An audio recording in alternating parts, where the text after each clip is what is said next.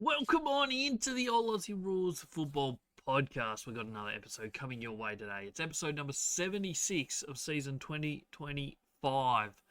We're flying through the year, flying through the episodes. We've got another episode on the AFLW coming your way. A couple of days early this week. Usually the AFLW episode is the second episode of the week. But we've changed things up a little bit for this week as trade week wraps up on Wednesday, so that's the perfect time to release our trade week wrap up video. So that will be our next podcast, episode 77. That will be out on the channel on Thursday. So come back for that. Make sure you check it out. But AFLW is the whole reason we're here today. We're going to be reviewing all 9 matches from round 9 action on the weekend. There was 9 big games, some big results, and some season-defining matches potentially for some teams. So we'll check out all of that throughout this episode. We'll then jump into our round 10 preview, which will be the end of the episode. In between that, we'll check out how our tips went from last weekend. We'll check out the MVP and best and fairest leaderboards, as well as the Rising Star leaderboard after round 9 of the AFLW season. So let's jump into it. If you're new around here, don't forget to hit that subscribe or follow button depending what platform you are on right now. Don't forget to go check out all the other platforms, especially YouTube. Give that one a follow. Subscribe, you know the drill. Don't forget to hit the like button. Don't forget to leave a comment and let me know who you think is going to win or come second or third, or how your team's going to go this weekend in the AFLW. Plenty of content to get through though, so let's jump into it. This is the All Aussie Rules Football Podcast, and my name is Jay. So, we led the weekend off on Friday night, and the Bulldogs absolutely destroyed the Bombers, who look like going goalless for the first time in their history until the last 4 seconds of the match, basically, when Dario Bannister finally kicked the goal to get them off the mark.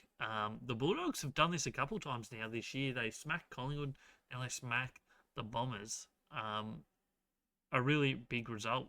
First quarter was just 1-0.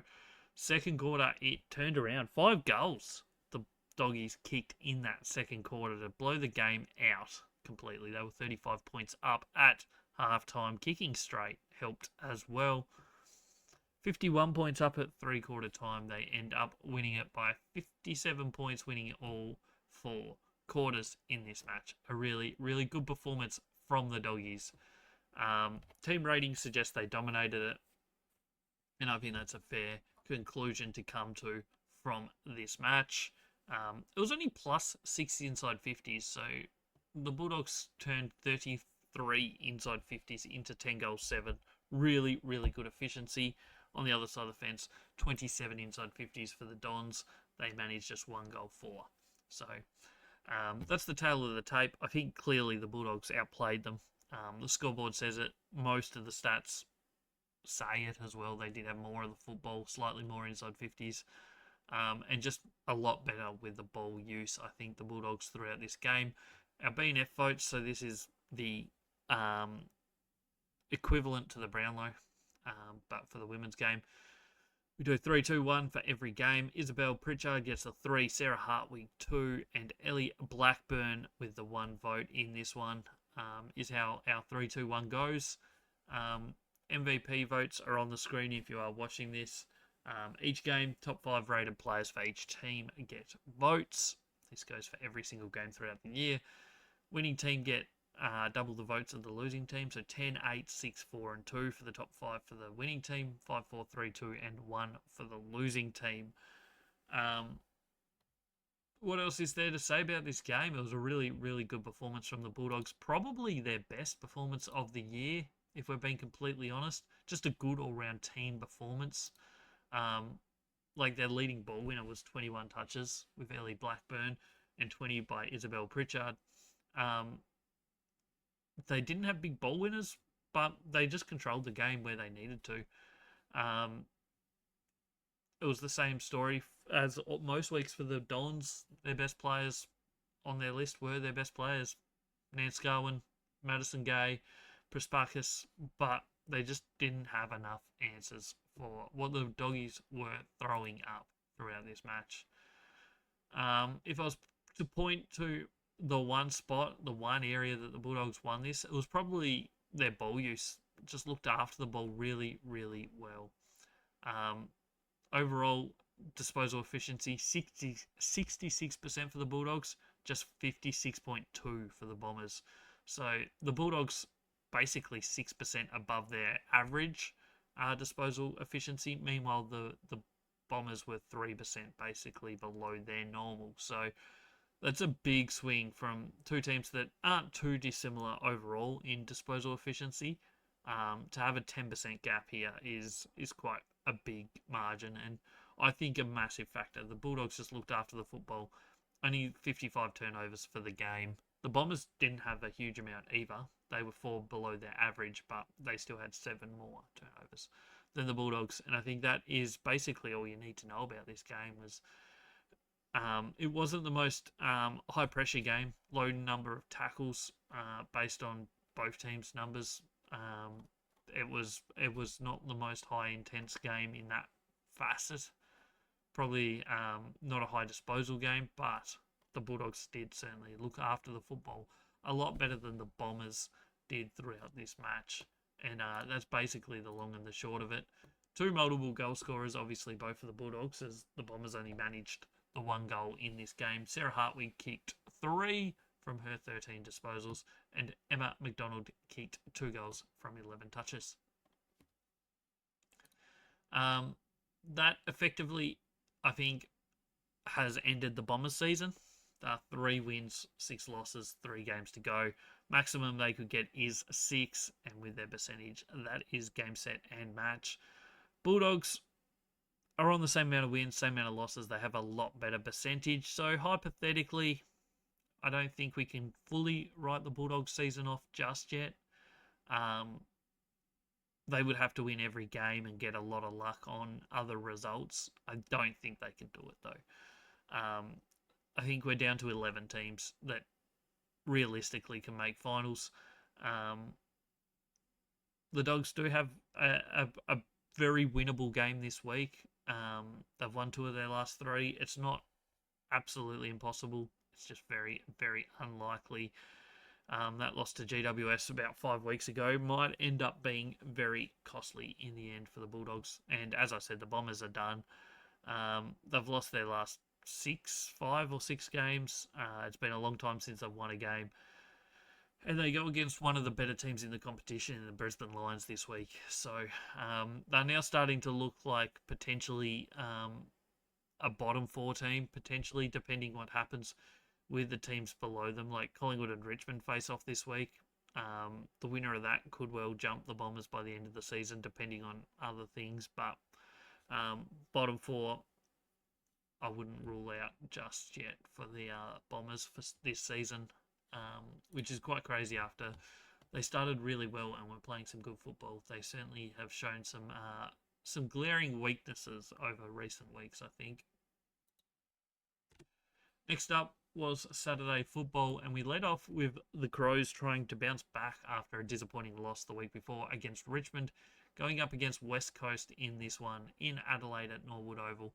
And the Crows got the job done, 48-31, 7-6 to 4-7. So some inaccuracy from the Eagles certainly didn't help them. But at the same time, the Eagles did kick the last 3 goals of the game to come back a fair bit once the game was probably over. It was 29-point margin at 3-quarter time. The Crows kicked the first of the last quarter through Madison Newman. And then it was all Eagles to run it home, but it was too little too late. They end up losing by 17 points. Team rating suggests it was a pretty close game, 52-50. I think that's a fair assumption. Adelaide slightly ahead. West Coast ended up doing okay for the amount of inside 50s they had. It was Adelaide 43-23 in the inside 50 count. So plus 20 inside 50s, didn't convert it. They dominated clearances as well, the Crows. Some glaring areas of the game that they did dominate. Obviously, the inside 50 count. Disposal efficiency, clearances, centre clearances, 11-3 is a pretty big discrepancy. Overall, I think Adelaide were the better team in this game. West Coast are getting closer though. They are getting very close to these teams that are in that 2 to probably 5 range on the ladder, or at least in terms of skill. They're getting closer. Last year they moved up from one of the worst to probably about 12, 13. This year they've probably taken another step, and they're going to be borderline finals depending on some results. My ladder predictor at the moment has them coming 9th by half a game outside the 8. So it's all to play for them still. This would have been a huge one to get. They didn't get it, but there's still certainly a chance to go into finals, I think. Our league best and fairest votes in this one, Ebony Marinoff gets the 3 votes. Madison Newman on the wing gets 2. And Ella Roberts gets 1. So West Coast best players so far this season, and probably best player on their list, Ella Roberts gets the vote. And then for Adelaide, Ebony Marinoff, who has beat Adelaide's best player this year, gets the 3. And I think Maddie Newman, in my opinion, has been their second best player this year so far. So their best players all stood up for both teams. Multiple goal kickers, Maddie Newman, the only one on the ground, 18 touches, 2 goals. Marinoff had 31 touches, 7 clearances. And yeah, overall, Adelaide probably the better team on the day. And it would be an interesting matchup, these two teams over in the West, I reckon. Maybe that would turn it into an absolute classic in terms of who would win, who would know.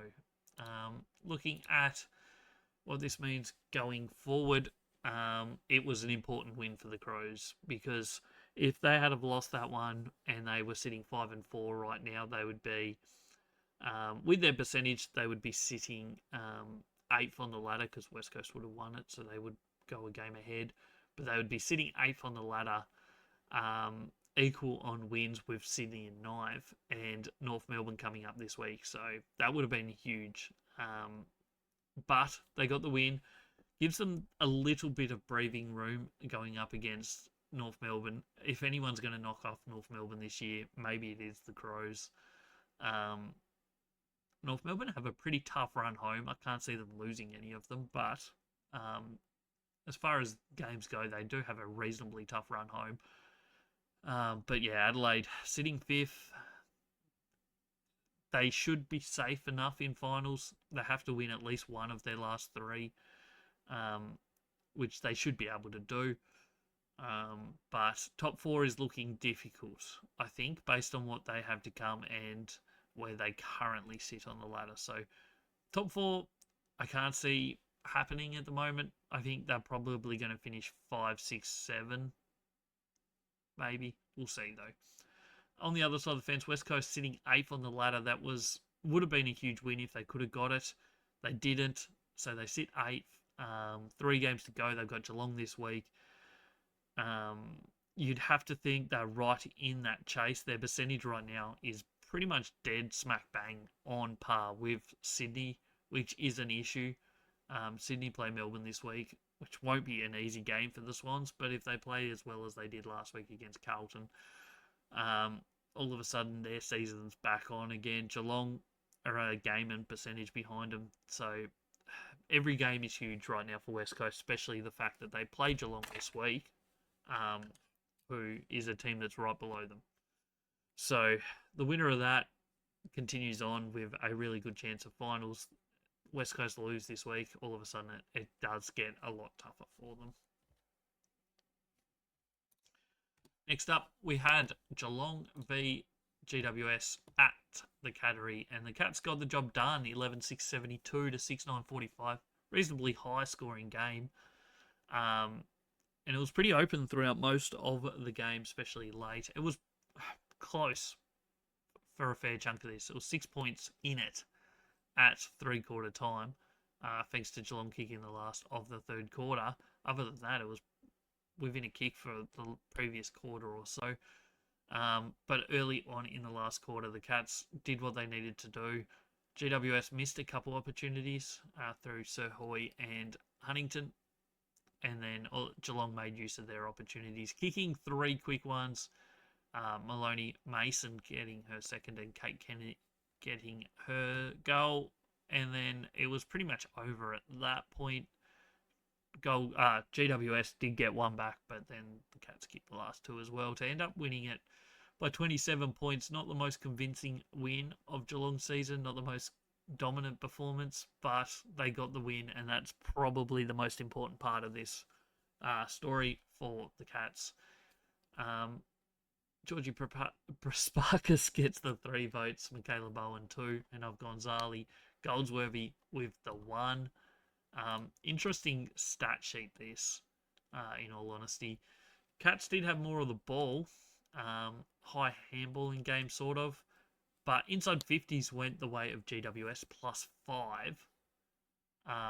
Clearances +4 in favour of GWS as well. So they were well and truly in this game, and I think that's kind of been the story a lot of this year for GWS. Stats and numbers and fair chunks of games they're in them. They just can't quite take that next step to close out the games, and that's stacking up a little bit. But they're showing some positive signs for the future. Obviously, this year was never really one that they expected to probably be that competitive in. So it's all learning experience. If they can add a couple more pegs to this team for next season, who knows, maybe they can really develop. But at the moment, they're just a little bit off the pace, I think. 4 multiple goal scorers in this, sorry. 3 for Geelong. Chantel Mason got 3.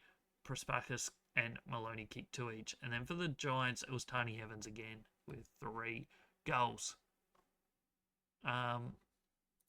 Cats, as we just mentioned when we're talking about the Eagles, this week is huge for them. They've got their season back on track, winning 3 of their last 5 after a 1-3 start. So they've got themselves back into an okay position, but they're basically going to have to win minimum 2, but probably 3 games if they are to play finals. So West Coast this week is huge. They win that, they are still a big chance to play finals.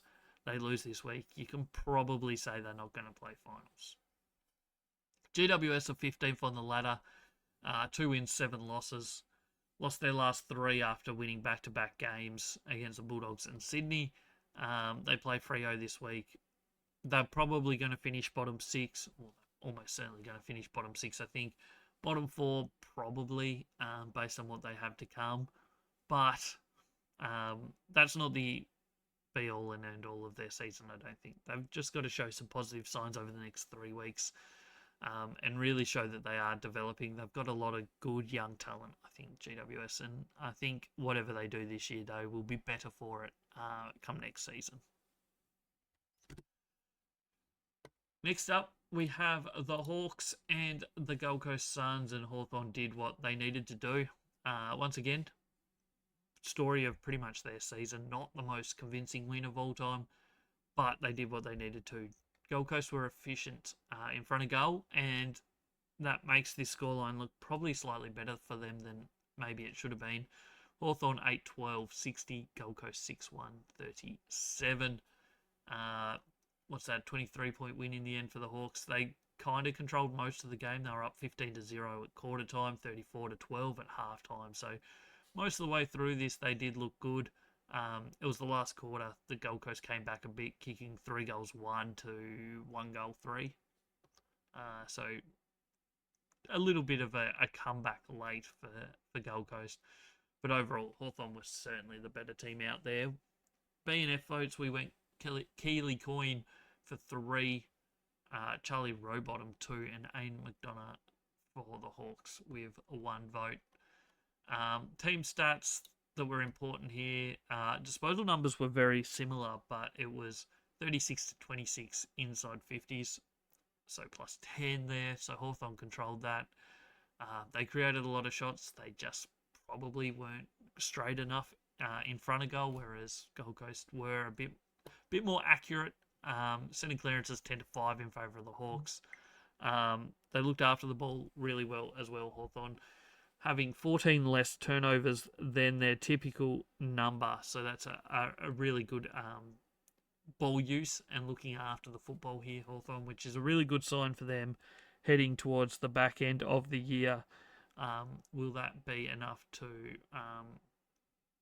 try and put pressure on a North Melbourne team?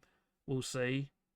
It's obviously not likely, I don't think. I think North Melbourne are clearly steps ahead of everyone else, but Hawthorn certainly are in that chasing pack. So we'll see what happens when they finally do go up against each other. But for now, it could go either way in terms of whether they are good enough to be that second best or second challenging team. We'll see. What else is there from this game? 3 multiple goal kickers, 2 for the Hawks, Aiden McDonough, 3 goals, and Caitlin Ashmore, 2. And for the Gold Coast Suns, it was Jacqueline Dupart with 3 goals out of the Gold Coast 6 goals. So good effort there. Worth noting, Aiden McDonough could have had a big day, 3 goals, 4 from 12 touches. One of the best key forwards in the game this season so far. And once again, had plenty of opportunities. Maybe didn't take them all, but certainly provides an option up forward, which can certainly turn games and probably is the difference in terms of some teams' ability to kick scores and other teams not, is having that key target that is consistently there and providing really good options in that forward line. Hawthorn second on the ladder, just the 1 loss so far this year, which was back 5 weeks ago against Adelaide. 8-1. Their percentage is pretty low, so they have to keep winning if they are to lock in that home qualifying final. I think they play Kangaroos in one of their final games. They've got Port Adelaide this week, which isn't going to be a walk in the park, but it's a game they should be winning if they are to be getting a home qualifying final. At the moment, they're almost certainly going to finish top 4. They're 2 games ahead of 4th at the moment. So provided they don't lose 2 games, they should be fine in terms of making top 4. I wouldn't lock it in just yet. I think they might finish 3rd, potentially 3rd or 4th. We'll see. I think Brisbane are going to be very tough to beat in the run home. And Melbourne, obviously, they did slip up last week, but Melbourne still are a very, very good team. So the fight for top 4 is still well and truly on for the Hawks. Gold Coast, they're sitting last. Their percentage is absolutely horrible. They play against Bulldogs this week, who is a team that has found form over the last, let's say, 3 weeks with 2 really good wins and 1 not so bad loss against Port Adelaide. So big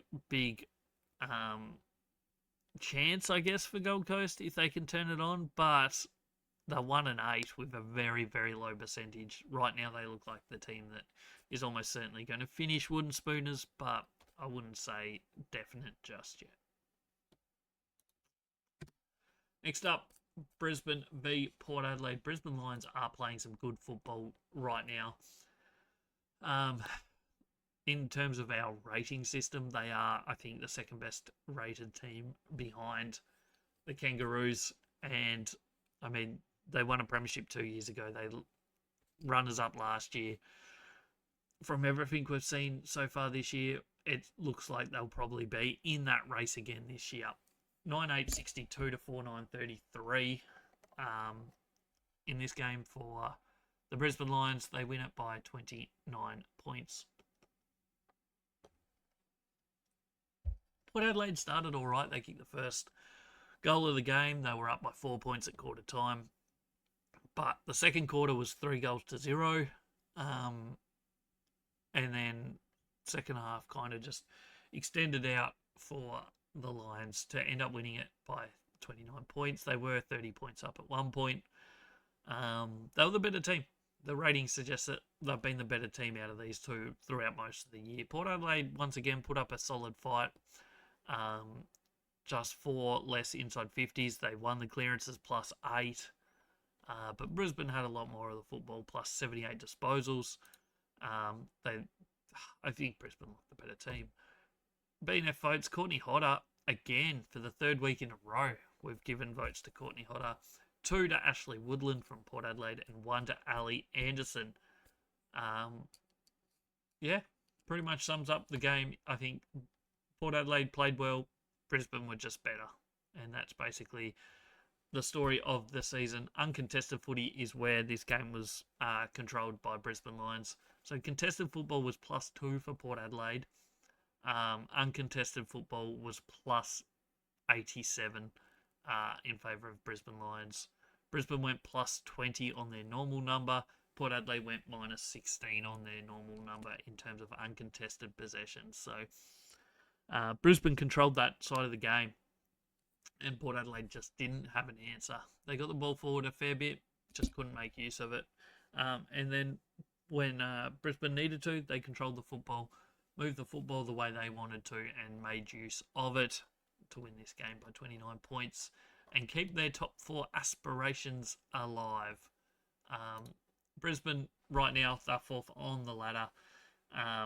Thanks to Carlton going down this weekend. They have a reasonable percentage as well, Brisbane. So top 4 certainly looks likely for the Brisbane Lions. I think they're the most likely team to finish in the top 4 outside of the top 3 teams at the moment, who are clearly at least a game ahead of the chasing pack. There's 4 teams right now sitting on 6 wins. Brisbane, Adelaide, Carlton, St Kilda. Brisbane are the most likely of them to finish top 4. They've got the Bombers this week. If they win that, get a decent percentage out of it as well, they're looking more and more close to getting that top 4 spot sealed up. It's not going to be easy because they do have Melbourne in round 11 and they finish with Collingwood in round 12. So they should win 2 of those 3 games, which might be enough for top 4. If they win all 3, then they probably jump Melbourne, potentially jump Melbourne, and maybe even be able to catch Hawthorn, which would be crazy. But Hawthorn have a tough run. They finish with the Kangaroos. So we'll see how it plays out over these final 3 weeks. But Brisbane certainly looking good for a top 4 spot. Meanwhile, Port Adelaide, I'd have to say their season's done. 3 wins, 6 losses. They'd have to win all 3 and get a lot of luck, which just isn't going to happen. They play Hawthorn this week, which won't be easy, but it is a winnable game for a team like Port Adelaide. They're just going to rue how their season started, but also how their season's going right now. They've lost 3 of their last 4. 5 points to Geelong. They then lost that game to St Kilda when they gave up a 20-odd point lead at 3/4 time. And then obviously this loss as well against Brisbane. They just lost too many games that they should have been more competitive in. I'm not saying this Brisbane one was one that we expected them to win, but for a team that played a prelim final last year, they will be bitterly disappointed with their lack of ability to repeat performances from last year. Granted, last year they probably had a pretty easy run in the schedule. We did mention that at the end of last season, coming into this season. That was going to be their big challenge, and perhaps they've just missed that this year. They have had injuries, but overall, I think we'll see a bounce back from them next year. But it's a very close competition. You take out North Melbourne, and the rest of the competition, there's not as much difference between the teams. You're looking at maybe 2nd to 5th as a benchmark above the rest, and then I think everyone else can, even some of those teams in the top 5, can lose to anybody, as we saw with Adelaide losing to Richmond last week. So you're just a little bit off, and you pay the price. And I think that's the story of Port Adelaide this season. The Saturday night game was almost top versus bottom. It's 1st versus 17th. Richmond hosting Kangaroos at Icon Park. And the Tigers put up an okay fight, as good a fight as most teams have been able to conjure against North Melbourne this year. It was close in the first quarter. Kangaroos didn't get a goal until late in that first quarter, 16 minutes in through Talia Randall. But after that, it was kind of one-way traffic. Kangaroos end up winning it 50-14. They were by far the better team, as we expect them to be. Maybe not as dominant as they would like in this one, but they did the job. They did what they needed to. And it was the regular story. Jazz Garner, Ash Riddell, putting on an absolute clinic. Plus 12 inside 50s for the Roos, plus 8 clearances, plus 33 marks, 99 disposals up. It was just a domination. You take out the first quarter, and it was absolutely domination in the stat categories. I think disposal numbers were pretty similar at quarter time. Inside 50s was definitely similar. It was 12-13. I can't remember which team was leading, but one of the teams was. So after that point, it was one-way traffic for North Melbourne. They turned it on when they needed to, and they got the job done. BNF votes, we went Garner 3, Ash Riddell 2, Mon Conti 1. There is a genuine chance that a midfielder will win the goal-kicking award this year. Just Garner kicked 2 in this. Well and truly still in contention for leading goal kicker. Not only a midfielder winning that award would be crazy, but a midfielder winning that award having missed a game and a half as well is insane. 30 disposals, 2 goals for Garner. 2 other goal kickers, multiple goal kickers that is, Randall and Bogue, both kicking 2 each. Ash Riddell, another 37 disposals. Imagine having 37 disposals and basically just getting your season average. That's unreal. She's having a crazy, crazy season. I don't think there's too much else to go through on that game. It was just what we expected. Kangaroos being too good, just that uncontested football game again. They're too well drilled. They position themselves perfectly on defense. They move the ball the way they want to on offense. They look after the footy, and they just look classes above their opposition week in, week out. So Kangaroos is top of the ladder. It's almost certain that they'll finish top of the ladder with that percentage now, and Melbourne going down this weekend. So minor premiership looks almost certain. They do have a tough run home. They obviously play Adelaide this week. They play Hawthorn in the final game. And St Kilda in the middle. So 3 teams that are currently in the top 8 and 2 of them that are fighting for that top 4 spot. So, yeah, they've got a tough run home, but it's probably perfect for them. You look at teams that in the AFL men's competition that came home well, went on to win a premiership, was a team that had a reasonably tough run home. And the team that had the easy run home in Geelong maybe didn't finish off the season quite so well. So it's only a very small sample size that, but a tough run home will probably be good for North Melbourne, in my opinion. So they probably still win the minor premiership. They'll host a qualifying final. Good luck to anyone trying to beat them right now, because they are looking very, very, very good. Richmond, they're 17th on the ladder. It's potential. There's potential that they will move up a spot or 2 on the ladder. Their percentage isn't great, but it's above Collingwood's. It's arguably close to GWS and Essendon, so you never know. They'd have to win 2 games to jump Essendon. But they play Collingwood this week, which is a winnable game. They then head west and play Fremantle. I wouldn't say that's a winnable game, but you just never know.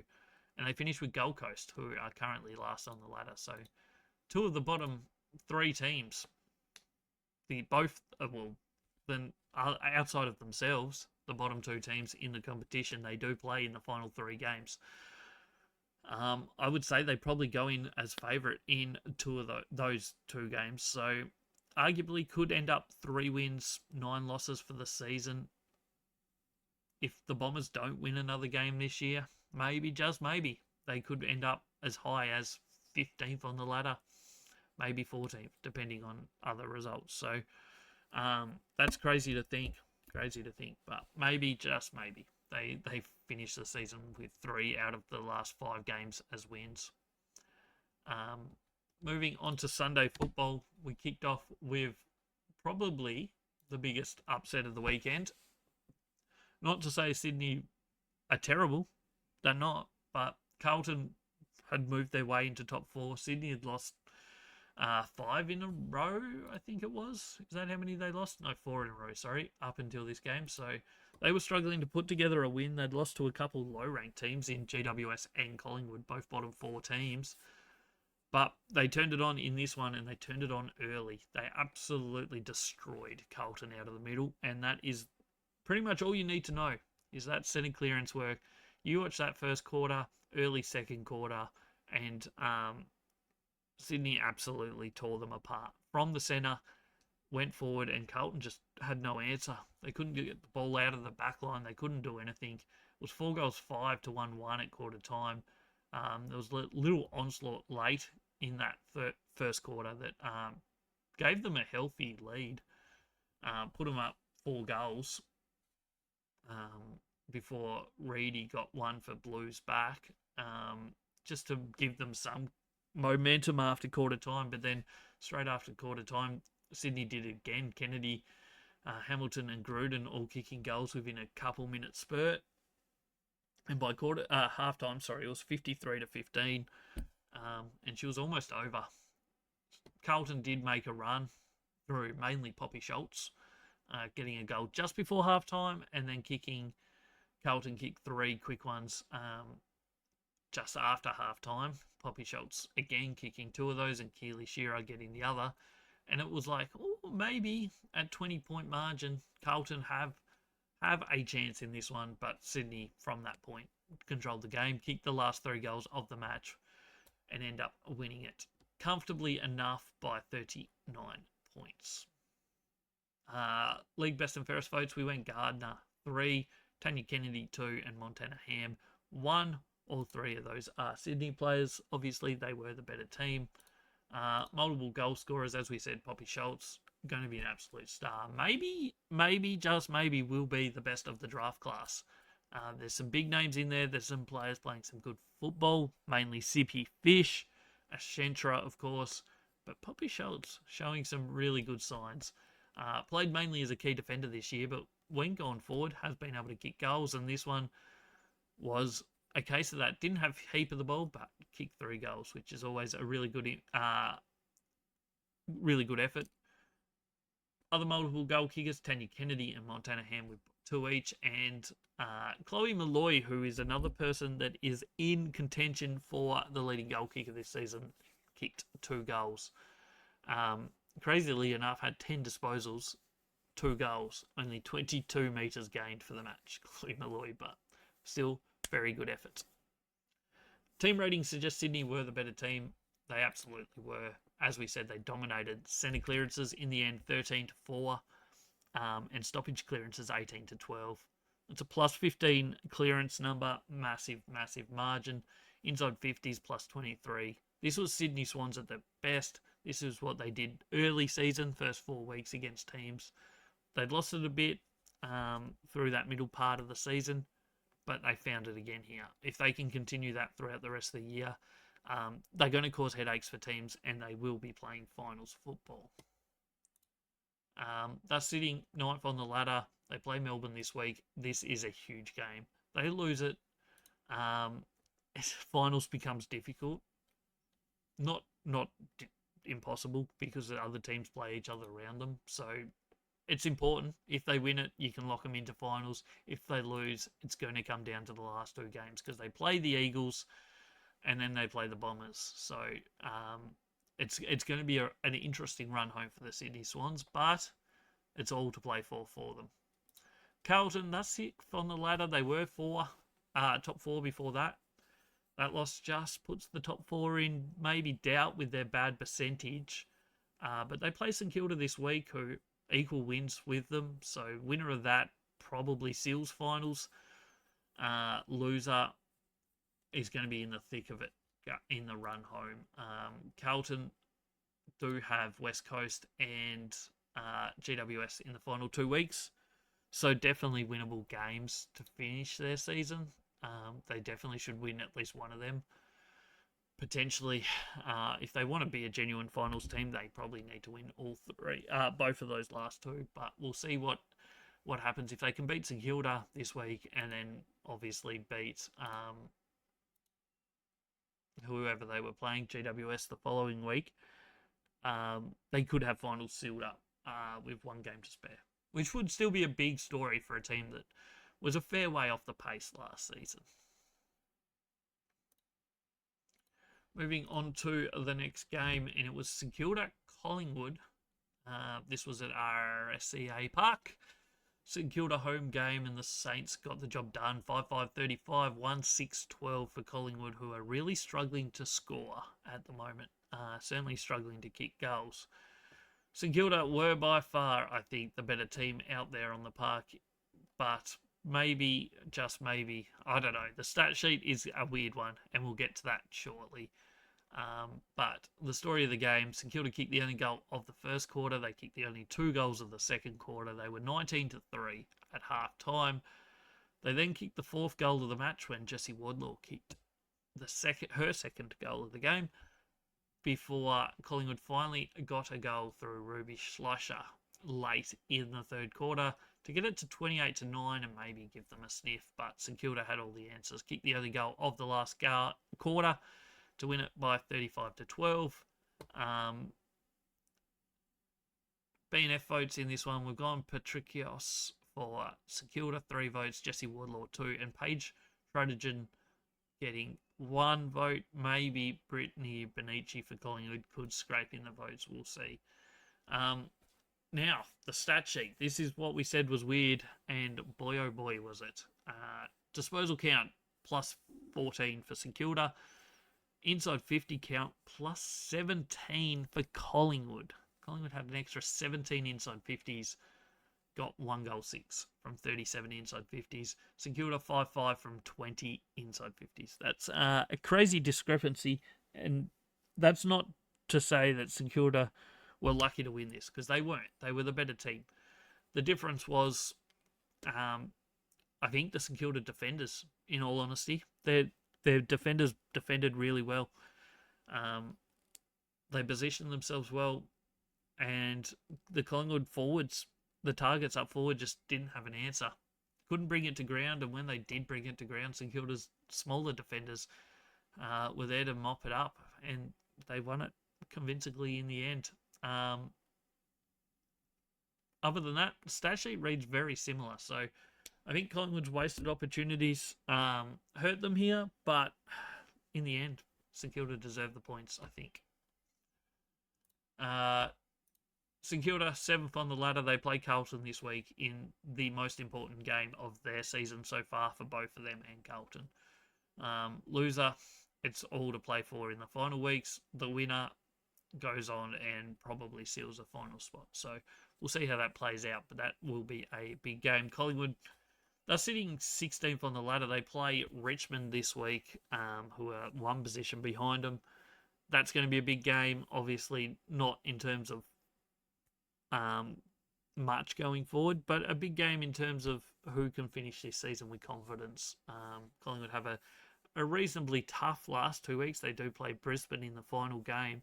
So this is a big one for them if they are to get a 3rd win of the season. One final game to look at, and that was the Fremantle Dockers hosting the Demons at Fremantle Oval. This is as big a game as Fremantle have had this season. It was do or die for them, really. If they had have lost that, it was season over. The fact that they win it, their season still has just a little hint of a chance. They started really well, the Dockers. They kicked the first 3 goals. They looked really, really good. Melbourne fought their way back in that second quarter, got the game back to level just before halftime, and then Fremantle had a 1-point lead at halftime. Dockers kicked the only goal of the 3rd quarter to give them a 5-point lead going into the final quarter. Kate Hoare did give the Demons the lead halfway through the last, but the captain for the Dockers, Stannett, did manage to just get the Dockers back in front through a goal of her own, and the Dockers hold on for a very, very important win. Team ratings suggest Fremantle were slightly ahead of Melbourne, and I think that's a reasonable assumption to make from this game. I don't think they were dominant. I don't think either team really were dominant, but you put it all together, I think Fremantle slightly ahead. Aisling McCarthy gets the 3 votes. Kiara Bowers gets another 2 votes, and Tyler Hanks gets 1. The stat sheet, Melbourne actually dominated the inside 50s, just like Collingwood did, but couldn't put the score on the board. 40 inside 50s to 26. But once again, Fremantle had plus 41 disposals. Clearance numbers plus 3 for Fremantle, so not much there. Uncontested footy is where Fremantle controlled this game. And efficiency going forward. Melbourne have plenty of big targets up in that forward line, but they just couldn't make use of it in the end, and the Dockers get the win. Dockers are 11th on the ladder. They're still a game and percentage, quite a lot of percentage out of the 8. They'd have to probably win all 3 games to play finals, but that is probably a possibility because they're 3 games. GWS this week, who are 15th on the ladder. Round 11, second last game, they play Richmond, who are 17th on the ladder, and that is a home game for Fremantle. So you'd say probably 2 wins from 2 there. Potentially some percentage as well, which is also what they need. And then the final round of the season is the tough one, though, for them. They head to Adelaide, Norwood Oval, to play the Crows. If they win the next 2, they give themselves a sniff. If they lose either of them, you can write it off, though. So it's not going to be easy, that final game especially, but it is a possibility. On the other side of the fence, the Melbourne Demons, they lose this one. They drop 1 spot on the ladder from 2nd to 3rd. They play the Swans this week. That's not going to be an easy game. Finals is pretty much certain for them. 7 wins already. Should be enough, especially with their percentage at the moment. But if they were to lose every game from here, that would be crazy. But it's also a distinct possibility because they have the toughest run home of any team, I think, in the competition. They obviously play Sydney this week in Melbourne. They follow that up, heading up to Brisbane to play the Lions, who are another top 4 challenger. And then they finish up the final game with Geelong, who arguably, depending on what happens over the next 2 weeks, could be playing for a final spot as well. So all of a sudden, that game could be very, very spicy to round out the season for Geelong and Melbourne. But overall, you think Melbourne are one of the top teams in the competition, so you'd imagine they probably win at least one of these final 3. But maybe top 4 will be difficult for them, certainly if they lose the next 2. So it could be a spicy end to their year. Final thing, not the final thing. We'll now wrap up this week. We'll have a look at how our tips went.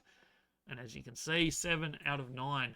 We started correct with the Bulldogs, even if our margin was nowhere near. The Doggies won by 57. We had them by 4.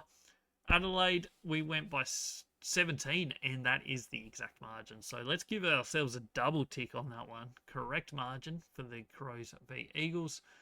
The Cats, we said by 37, they won by 27. So once again, pretty close. Hawthorn, we said by 55, they won by 23.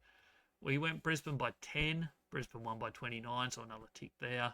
We said the Roos by 40. They won by 36. So they're, once again, pretty close. We said the Blues by 3. They actually lost it by 39 to Sydney, so we get a cross there. Saints, we said by 22. They won by 23. We went pretty well with a lot of the margins this week. But we rounded out with a loss. We said Demons by 9. And the Dockers won that one by 5 points. 7 out of 9 for the week. 58 out of 81 for the season. Now for the award leaderboards, BNF, which is basically the women's Brownlow. So 3, 2, 1. Ash Riddell is the absolute runaway leader at the moment on 24 votes after 9 rounds. Yes, if you work that out, I think that's all 3s and 3 2s. It's been a ridiculous season from Riddell so far. 16 votes for Ella Roberts is second place. Kate Hoare and Isabel Pritchard on 15 each. Ali Anderson, Georgie Prespakis and Jazz Garner on 14. Ebony Marinoff and Kiara Bowers both on 13. Georgia Nance Cowan and Laura Gardner on 12 apiece. And on 11 is Mon Conti and Tiana Smith. So that's your top 10 or so players, probably a bit more than 10, maybe 15. Our MVP, so this is top 5 players from both teams getting votes each game. Winning team getting 10, 8, 6, 4, and 2 votes. Losing team getting 5, 4, 3, 2, and 1. So obviously if your team wins, more opportunity to get higher votes. Being good in a winning team is better than being good in a losing team in this system. Ash Riddell leading that one as well. Not as runaway leaderboard on this one though. 66 votes. Lucy Wales from Hawthorn on 63. Jazz Garner on 62, even though missed a game. Ella Roberts on 60. Ebony Marinoff on 56. Georgie Prespakis on 53. Ali Anderson, Kate Hoare, Laura Gardner all on 49. Georgia Nan Scarwin on 48. Kiara Bowers on 47. Mon Conti on 45 out of a possible 50 votes for Richmond so far this year. She's been very, very good. Tiana Smith also 45.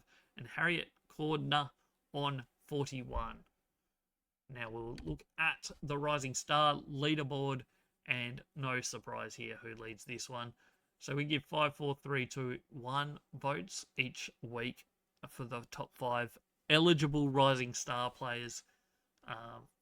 So this is how it shapes up after 9 rounds. Zippy Fish, runaway leader at the moment, 28 votes. Havana Harris from Gold Coast on 14. Lucia Painter on 11, as is Laura Stone from Hawthorn. Jessica Wrench, who got the Rising Star nomination this week, is on 10. Ash Centra and Poppy Schultz, both on 9. Holly Ridewood, Riley Witherspoon, and Sophie Mackay, all on 5 votes after round 9. All we got left is to preview round 10 action, so we'll jump into that now. All right, now we're going to do that quick preview of all 9 matches from round 10 coming up this weekend. We'll try and fly through these matches so it's not too long of an episode, and then we'll finish off with our tips for the round. We got Friday night kicking off with a double header, 7:15 p.m. Australian Eastern Time, so whatever time that is, 6:45 Adelaide time. Port Adelaide Hawthorn, Alberton Oval. Big game coming up. This whole weekend is actually absolute crackers galore. Pretty much every day there's at least 1 or 2 games that is huge in the context of this season, and also some little rivalry matchups as well, including this one. Obviously met in the semi-final last year, and Port Adelaide came back from nowhere at 3/4 time to win that one in a really, really good win against the Hawks. Can they do that again? You'd have to think Hawthorn, on paper, looked the winner in this one, just based on what we've seen this year so far. It was an absolute cracker last year, that one. The year before, in 2023, when they met, it was an 8-point win to Hawthorn. Before that, it was a 13-point win. So they're not floggings by any stretch of the imagination. Hawthorn are playing the better football at the moment overall. They're sitting second on the ladder, whereas Port Adelaide season's basically done at 13th on the ladder. But I think it's going to be a good game. It should be one that goes right to the wire. Hawthorn have not been smashing teams. Port Adelaide have been putting up decent games, just not quite finishing it off. I think we'll be tipping Hawthorn, but at the same time, it could go either way, and should be a really good Friday night game, this one. At the same, well, not at the same time, but straight after that one, 9:15 Eastern Daylight Time, so whatever time that is, like 6:15 or whatever, over in the West. It's West Coast v Geelong, Sullivan's Logistics Stadium in Perth. Pardon me. Should be another cracker. This is an important game. 8th versus 10th on the ladder.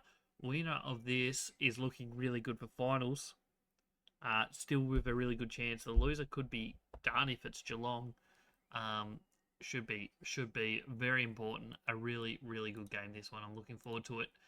They met last year. Geelong won it by 33 points. The year before, no, 2 years before that, sorry, they met twice.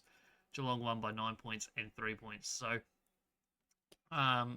suggests Geelong probably go into this favourite at the moment. They're looking like they're going to be favourites. certainly not confident with them. They have not been as good as maybe we expected at times that they would be. They've been pretty solid. Like, they've won 3 of their last 5. Their 2 losses against Hawthorn, Carlton, both top 8 teams. But at the same time, they're not really smashing teams. They're not super consistent, but you never know. On the other side of the fence, West Coast, they lost to Adelaide last week. That's not a bad game, not a bad loss. They got smacked by Melbourne was the concerning one, I think, when they got lost by 51 points to the Demons.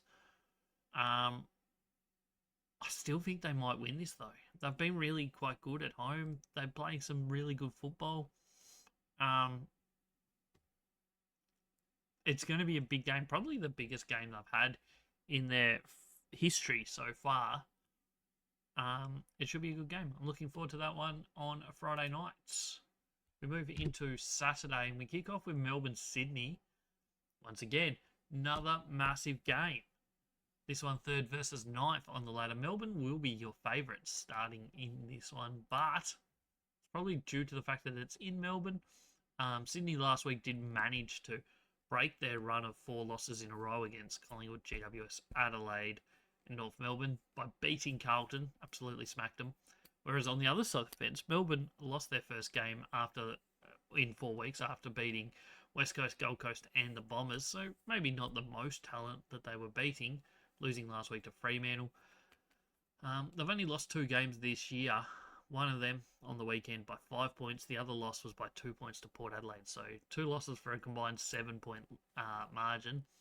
Suggests that they will be very competitive again in this game. They're at home. I'm going towards Melbourne, but at the same time, Sydney are very, very dangerous looking when they're playing their best football. This, I believe, is the first time these 2 teams have ever met in AFLW history. So a bit of history on the board for Saturday. I'm looking forward to that game. Another cracker. This is the best round of AFLW we've had this year, and that I don't think that's even a stretch. I mean, that's very, very valid call. It looks an absolute cracker. There's only a couple games that I'm not that interested in. Still watch them, because we watch them all here at All Aussie Rules. But there are a couple stinkers, but overall, I think there's like 6 probably genuinely good, exciting games to watch.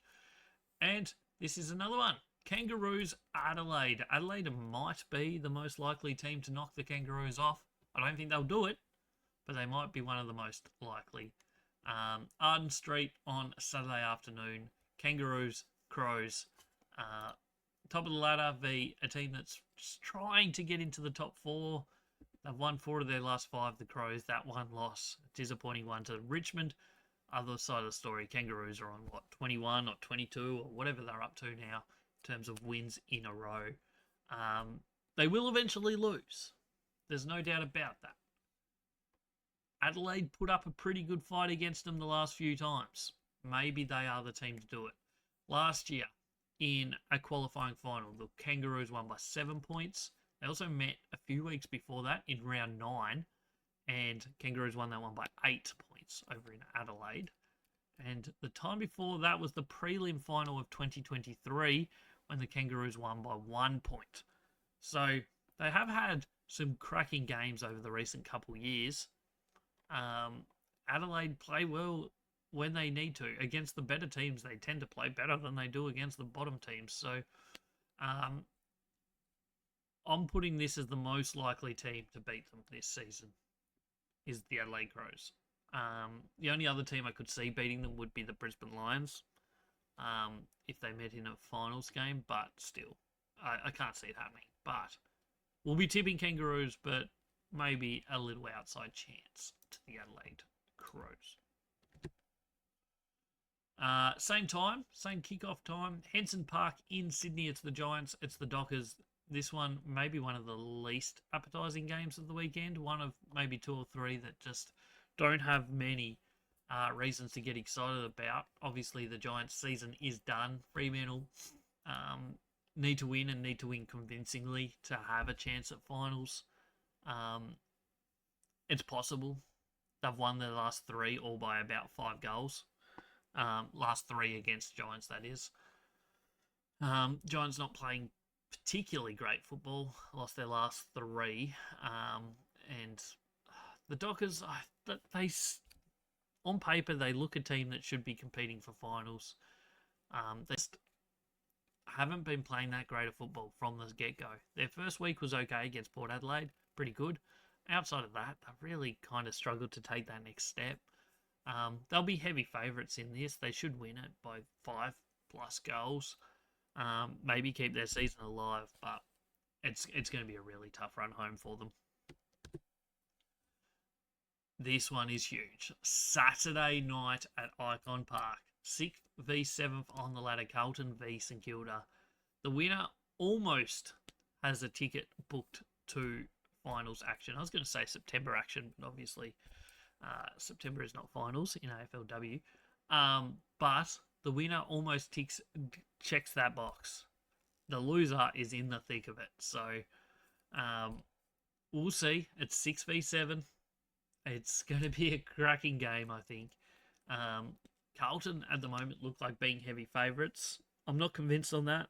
I know we'll just forget about one bad result on the weekend. St Kilda have been putting up some really good games, though. I don't think you can write them off. They've won 5 in a row. They beat the Bombers. They beat the Tigers. Obviously, both bottom. Well, 4 of the 5 have been against teams that probably aren't even close to contention. Probably 4 of the bottom 5 teams. And the other one was against Port Adelaide, which isn't that spectacular either. So they haven't been beating much, but sometimes winning form, confidence, momentum can be huge. Look at what Port Adelaide did last season, heading into finals. They'd won 4 or 5 in a row, and they just got some momentum up, and they just rode that wave. Maybe, just maybe, that's what St Kilda can do here. It's going to be a really good game, I think. Obviously, Carlton historically probably have the better of this matchup. 2022, they won by 46 points. The second time in 2022, they won by 27 points. But they did meet in 2023, and St Kilda won that by 20 points. They didn't play last year. This weekend just could not be better scheduled, I don't think, and this will be as an important game as maybe either of these two teams have ever had, but certainly have had in the last couple of years. So finals football is on the line for both clubs, and we will find out a lot about both of these teams on the weekend. Top 4 still a chance for the winner of this game. We head into Sunday football, and we head to Windy Hill to kick it off. It'll be the Bombers, and it will be the Lions. They've only met once in AFLW history, which was in 2022. And the Lions won it by 44 points. No surprise. Brisbane, one of the most consistent teams over the last few years. The Bombers, at times, have looked pretty decent. They obviously played finals last year. Didn't manage to win a final over in the West against Fremantle. But this year, their season's really fallen apart. It started really well. They haven't won for a while. Their last 5 weeks have all been almost convincing losses. They were okay against the 2 better teams that they played, only losing by 30 to Kangaroos and 14 to Melbourne. But the other 3 games, 52 points to St Kilda, 48 points to Fremantle, and on the weekend, 57-point losers to the Bulldogs. It would be a massive upset if they were to beat Brisbane here. We did just say that they played better against the better teams over recent weeks. So maybe they do bring their best, but even if they played at their absolute best, Brisbane would have to be a long way from their even normal for the Bombers to win this one, I think. They're flying at the moment, Brisbane. They are my second pick for, as in top team outside of North Melbourne.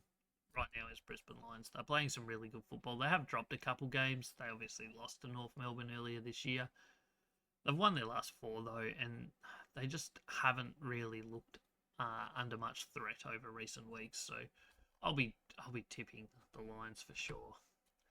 Heading around the corner, actually, from Windy Hill for a 3:05 kickoff. It's Collingwood-Richmond at Victoria Park. On paper, 16th v 17th. Doesn't sound that exciting, but at the end of the day, this game will mean a fair bit on final ladder positions for those lower ranked teams. Richmond have the absolute wood on them the last 2 times. Last year they met and the Tigers won by 36 points in convincing fashion. The year before, in the final round, which was a game that if Collingwood had won, they would have played finals, I think. Richmond won it by 52 points. Go back to 2022. Collingwood did manage to win by 38 points, but that's a while ago now. Obviously, both teams really struggling. 1 win, 4 losses over the last 5. Collingwood really struggling to get a winning score. That is their biggest issue right now. You look at their score the last 3 weeks, it's gone 8, 17, and 12. They're just not kicking a score that could win a game of football. The week before, they kicked 3 goals, 12. Their accuracy's been way off. They just really struggling to find targets inside their 50. So that's their big issue. They get a chance this week to kind of turn that around against a team that's similarly placed on the ladder. Richmond will be favourites, deserve to be favourites in all honesty. I think Richmond are putting up some good fights. Collingwood were looking good up until about probably 3 weeks ago. That game against Hawthorn was really good. 9-point loss. The last 3 games have been very, very disappointing for the Pies.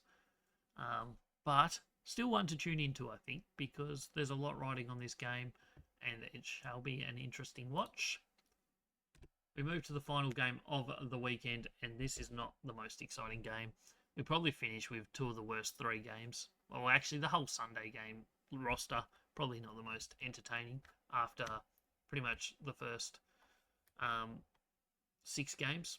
5 out of 6 are really good. So, yeah, we don't finish the best, but that happens sometimes. It will be Gold Coast Bulldogs, Great Barrier Reef Arena. We're heading north to Mackay. And these two have played some crackers. They've only met each other twice, and they've both been absolute thrillers. In 2022, they had a draw. And in 2023, the Suns won it by 4 points. I don't see this being that same sort of result. I see the Bulldogs winning this one convincingly. Gold Coast just don't quite look at the level of the opposition at the moment. Granted, their last 5 weeks have all been against finals teams, and their last 4 weeks have been against teams placed between like 2 and 5th on the ladder right now. So they've had a really tough run. There's no doubt about it. But even if they were playing easier opposition, I just don't see enough consistency from this team to be winning this game. Whereas the Bulldogs have looked really good over recent weeks. They were okay against the Lions. They smashed Collingwood. They smashed Essendon, and in between there they were okay against Port Adelaide. 5 weeks ago they lost to the Giants, who arguably are a similar sort of level as Gold Coast. But their recent form, take their last 3 weeks, and you'd say Bulldogs should win this one comfortably. I'm not fully convinced, but comfortably enough. They should be good enough for this. And now for my tips for the weekend. We're kicking off on Friday night with a double header. We're going Hawthorn by 7 points over the Power, and Eagles by 5 points over the Cats. 2 close games there we're predicting. We head to Saturday, Demons to beat the Swans. That one could go either way, but we're going Demons by 11. Kangaroos too good for Adelaide, 16 points. Maybe the closest anyone gets to Kangaroos so far this year. Dockers by 26 over the Giants. Blues by 19 on the Saints. Might be a big call. We'll see how that one plays out, but we're just going with the Blues. They've got enough credits in the bank, I think, whereas St Kilda have been beating some lowly opposition. We'll see. We'll find out a bit about St Kilda this weekend. Brisbane, too good for Bombers, I think, 36-point winners. Tigers to beat Collingwood by 10 and round out the weekend with the Doggies to beat the Suns by 26 points. I think that's everything we've got for you today's podcast episode. AFLW Week 10 coming up this week. We've gone through all the round 9 matches. It's the business end. 3 weeks to go. If you're new around here, don't forget to hit that follow or subscribe button. Go check out all the social medias, all Aussie Rules everywhere. 2 podcasts every single week. There'll be another one this week that will be focused on the AFL men's competition. We'll be going through full free agency and trade week wrap up. So make sure you come back for that. That will be live on all the platforms, YouTube, Spotify, and Apple Podcasts on Thursday afternoon, so come back for that. My name is Jay. This was the All Aussie Rules Football Podcast. I hope you enjoyed. Hope your team wins this week. It's Pride Round Week 2 for the AFLW. It should be a massive weekend. Some cracking games. I'm looking forward to it. Come back next week and we'll wrap it all up. But until then, I'm Jay, and I'll catch you on the next one.